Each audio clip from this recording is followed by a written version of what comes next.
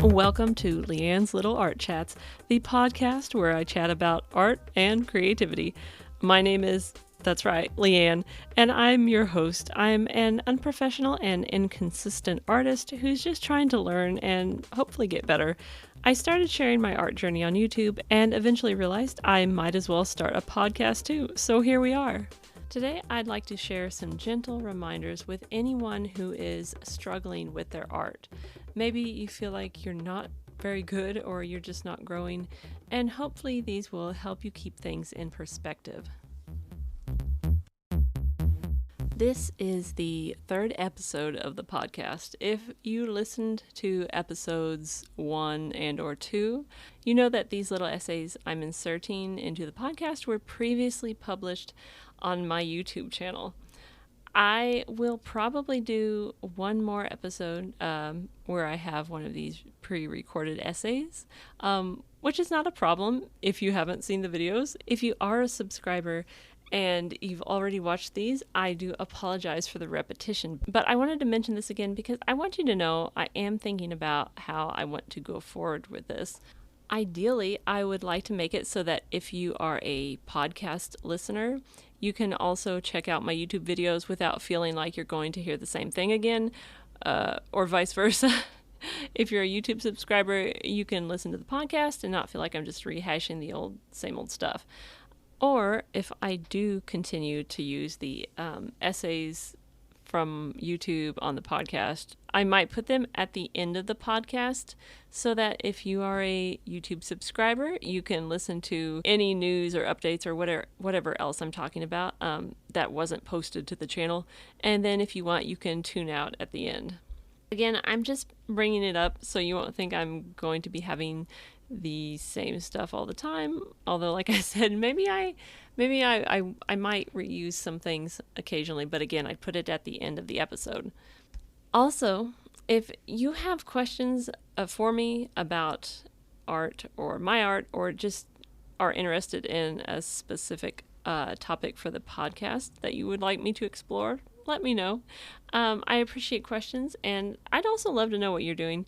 It would be really amazing to create a real community around the show. I know people say that a lot, and I mean, I'm sure they mean it. It seems a little trite, but I do think that would be cool. So in today's essay, I do mention art as a business or something where you can make money. That's not what the essay's about, but I do bring up the topic. So it's kind of a great segue to the artist I want to feature today, who is Kelsey Rodriguez.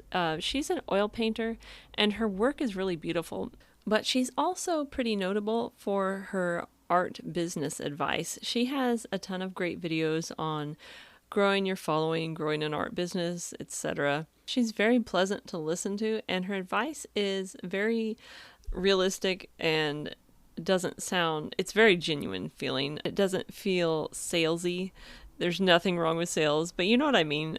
She's just very insightful and not one of those YouTubers who is just cranking out the same old business content.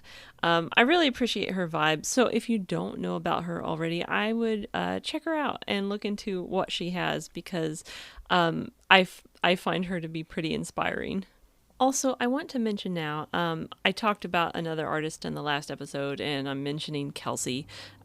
These are not like sponsorships. These artists don't even know me. They're not paying me to talk about them. I just really want to share people who I think are inspiring or have something to offer, and so that's kind of what this segment is about. And now, 6 gentle reminders for those who are struggling with their art. Comparison is not only the thief of joy, it's also just pointless. I'm especially addressing this to those who look at other people's art and then feel bad about their own. I feel like a lot of our negative emotions about how we see our own art come from trying to see how it stacks up against someone else's. When it comes to your art, the only person you should ever compare yourself with is yourself. And I'm not just giving this advice so that you feel better. There really is no reason to compare yourself to others. It's not only not helpful, it's really just counterproductive.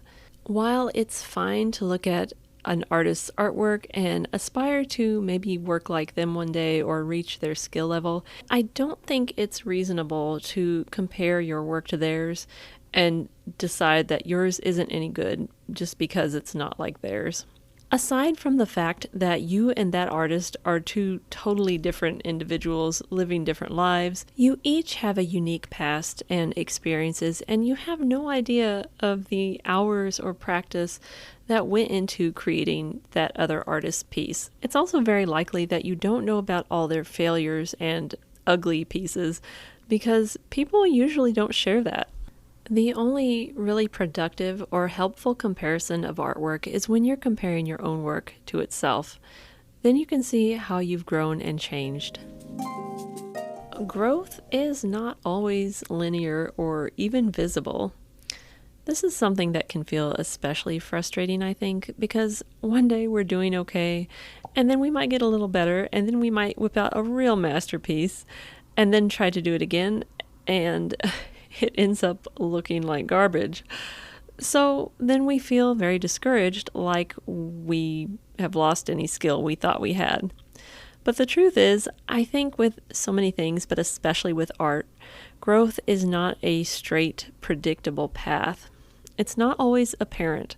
Sometimes you can't even see your improvements until you're a long way up the path and you're looking back.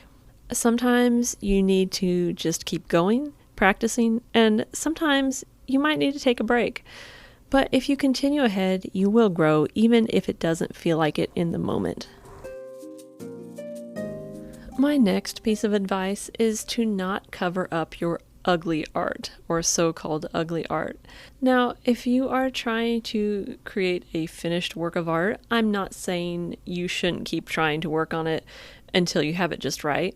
But if you're working in your personal sketchbook and you make something you don't like, it's okay to leave it as is. I've heard a lot of people say that they just can't stand to see art that they think is ugly in their sketchbooks, and obviously that's your choice. But your future self might actually thank you for keeping in the less than perfect sketches. Not only can you see and have visible proof of your growth this way, but you might actually come to like that piece that you thought was so terrible before. And if nothing else, it might be good for a laugh, or at least that's what I usually find. And since I've mentioned ugly art, let's remember that art is totally subjective. What I call ugly and what you call ugly may very well be two entirely different things, which is fine.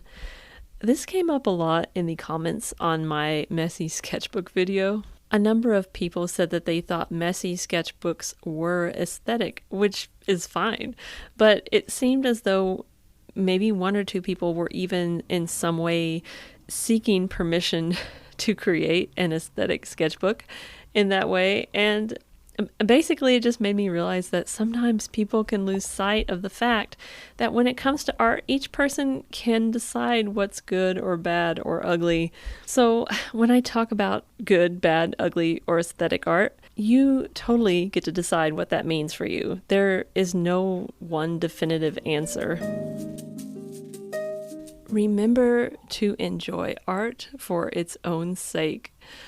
I will be the first to say that trying to make money with your artwork is awesome. And it's even more awesome if you actually succeed at doing that. I have absolutely no issue with artists making a living from their art, turning their art into a product. In fact, I wish more of us could do that.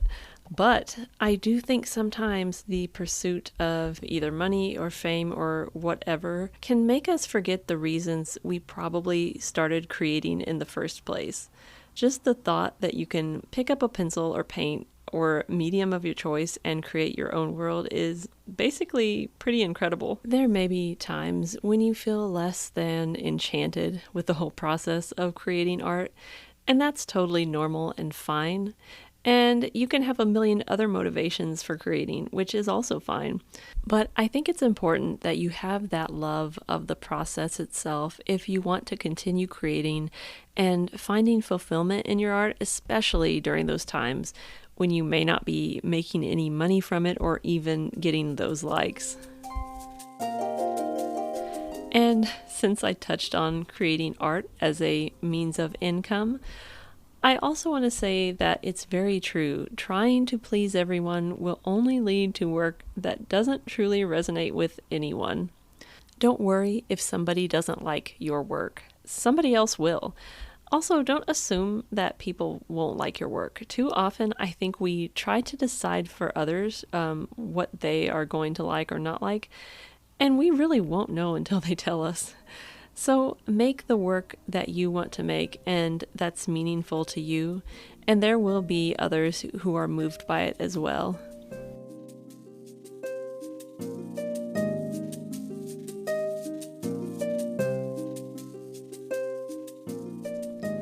Thank you so much for listening today. I would love it if you reached out to me on Instagram, where I am at Leanne Deluxe, LeanneDelux, or find me on YouTube. I post videos there, or sign up for my email newsletter, which I only plan on sending out occasionally, so there's no danger of me spamming you.